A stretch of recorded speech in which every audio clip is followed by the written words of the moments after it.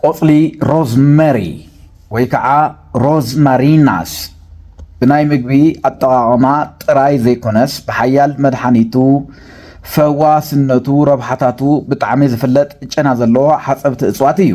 ብፀረ ኦክሲጅን ፀረ ነድሪ ውህደትን መሰረታዊ ዘይትን ዝሃብተመ እዩ።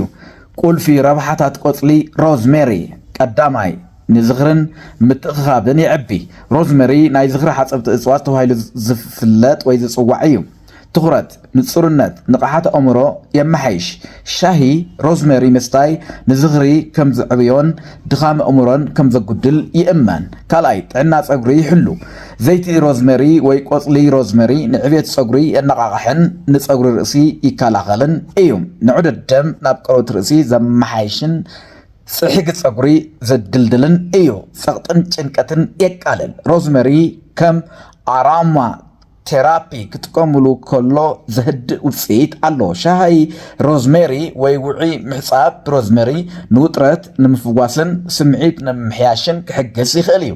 ንምሕቃቕ ምግቢ ይድግፍ። ሻሂ ሮዝሜሪ ምስታይ ንነፍሒ ምንፋስ ምሕቃቕ ምግብን ጋዝን ከቃልል ይኽእል።